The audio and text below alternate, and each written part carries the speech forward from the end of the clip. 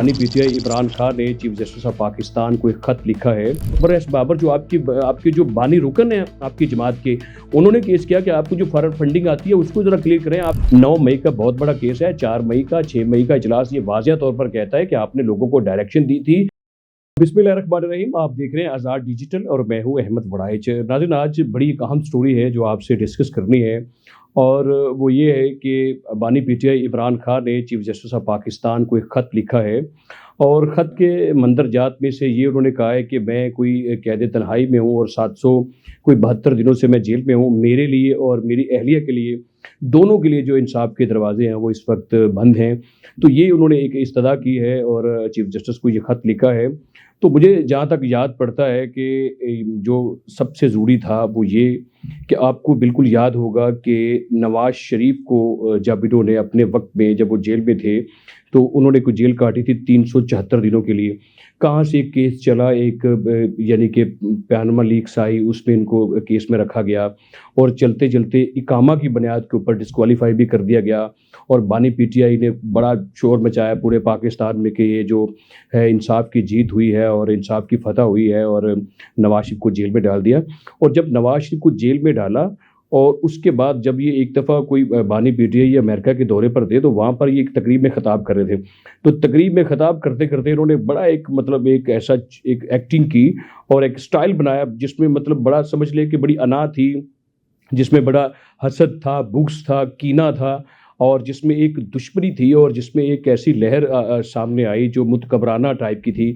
ऐसे मुंह पर हाथ फेर कर कहा कि मैं जाऊंगा कोट लखपत जेल में, मैं वापस पाकिस्तान जाकर नवाज शरीफ की जो जेल है उसको चेक करूंगा और वहाँ पर जो एसी लगा है, जो टीवी लगा है, मैं जाकर वहाँ से वो निकालूंगा। तो इस तरह की बातें उन्होंने नवाज शरीफ के मुतालिक कही। फिर आगे चलिए, मरियम नवाज़ को 158 दिन की जेल हुई।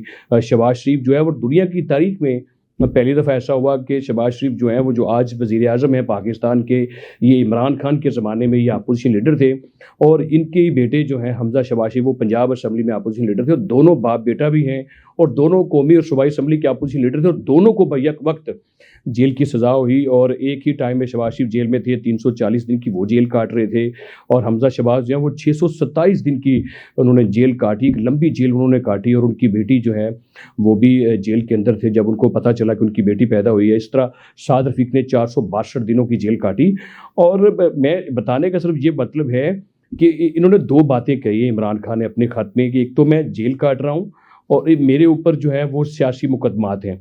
तो सियासी मुकदमात का जिक्र किया उन्होंने कि सियासी मुकदमात का मैं जो उनके ऊपर मुकदमात बने मैं उनका बाद में जिक्र करूँगा। पहले सिर्फ ये बात कर लें कि जो मैं जेल में बैठा हूँ तो मेरे इतने दिन हो गए और मैं कैद तनाई में दिन गुजार रहा हूँ।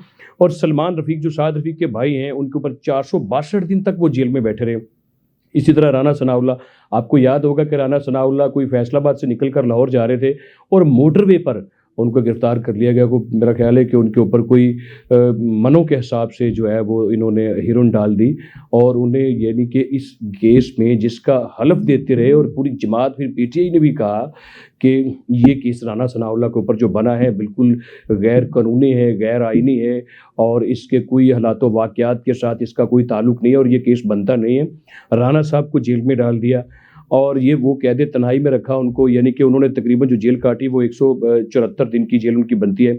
इस तरह मुझे याद है कि ख्वाजा आसफ जो है वो ख्वाजा आसफ भी जब जेल में थे और अपोजिशन लीडर शहबाज शरीफ और उनकी जेल के जो दोनों के जो कमरे थे वो इकट्ठे थे। तो ख्वाजा साहब अक्सर जिक्र करते रहते हैं, निजी महफिलों में भी जिक्र करते हैं, वो टीवी में भी जिक्र करते हैं कि हमारे पास जो चूँकि हमारे वो सेल जो सेम था, तो सर्दियों के दिन थे और ठंडी हुई सर्दी थी, तो हमें रात को सोने के लिए कोई गर्म बिस्तर नहीं था, ज़मीन पर लटाया जाता था। और सबको पता है कि शहबाज शरीफ जो है उनके कमर की दर्द है, जानबूझकर उनको ज़मीन पर लटाया जाता रहा और उनको कैद में रखा गया। और इस तरह ख्वाजा आसफ जो हैं जब वो कैद में रहे तो उनको ज़मीन पर लटाया जाता रहा और यानी कि उनको गर्म बिस्तर नहीं था। वो फिर एक बड़ा किस्सा मशहूर है, कुछ सुनाते भी हैं खुद भी, कि गर्म बोतल पानी की दी जाती थी जिसको वो कभी वो अपने पाँव में रखते थे और कभी शहबाज शरीफ अपने पाँव में रखते थे।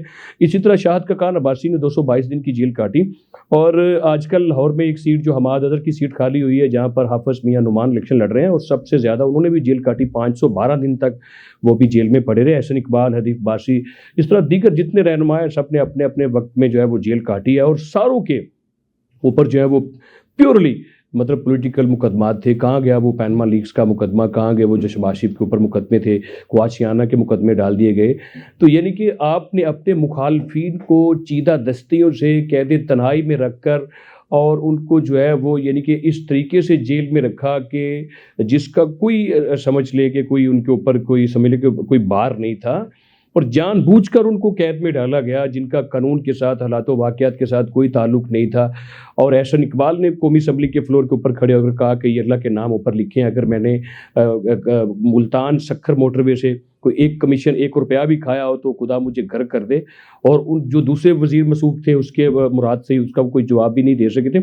इस तरीके से राना सनाउल्लाह ने हलफ देते रहे। यानी कि सारों के ऊपर जो केस डाले गए थे वो इमरान खान साहब इस तरह के केस डाले गए थे।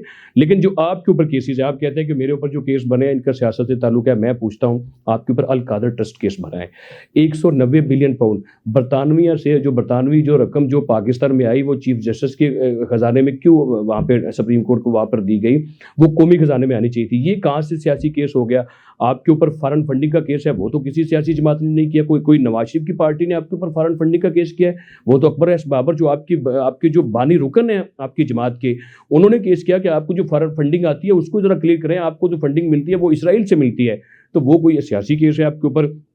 आपके ऊपर तोशा खाना का केस है, किसने कहा खाना काबा की घड़ी जाकर बाजार में सेल करके और जेब में पैसे डाल लें और अपने मतलब दवाई दारू करते फिरें और अपने पास रख लें पैसे जो हैं। वो जो तोशा खाना का केस है वो कोई पॉलिटिकल केस नहीं है, किसने कहा था अपने पास रखें। और जो साइफर का केस है, एक सीक्रेट एक्ट है पाकिस्तान का, आपको किसने कहा था एक कागज़ का टुकड़ा हवा में लहरा दें, वो कोई पॉलिटिकल केस नहीं। और 9 मई का सबसे बड़ा केस, मैं इद्दत केस को कोई केस नहीं समझता हूँ, 9 मई का बहुत बड़ा केस है। 4 मई का 6 मई का इजलास ये वाज़िया तौर पर कहता है कि आपने लोगों को डायरेक्शन दी थी, मुझे अल कादर ट्रस्ट केस में इस्लामाबाद से गिरफ्तार किया जाएगा, आपने बाहर निकलना है, हसास जगहों पर जाना है। और ये आपने इजलास में बैठकर जो बातें कही थी वो मंजर आम पर आ गई। 9 मई आपका शाखसाना है, तोरा इम्तियाज़ है, वो आपके माथे का झूमर बन चुका। वो कभी आप उससे इनकार करना भी चाहें तो आप 9 मई से इनकार नहीं कर सकते। आपके भांजे जो क्या हसन न्याजी हैं वो भी आज से पतलून लटकाते फिर रहे थे, तो किसने उनसे कहा था कि जाकर पतलून लटकाते फिरें, और क्या मैसेज किसको देना चाह रहे थे। इसलिए 9 मई का जो केस है वो आप उसके बेनिफिशरी हैं। आज भी आपका जो मीडिया ट्रोलिंग कर रहा है कि नेपाल में और जो बांग्लादेश में हुआ है वो 9 मई हुआ है, तो ये किसको मैसेज देना चाहते हैं, ऐसा कोई मैसेज नहीं दे सकते आप।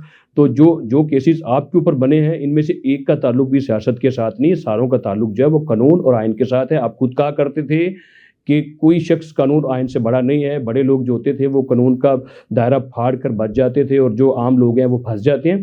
तो आप तगड़े ना बने, आप आइन और कानून को फॉलो करें।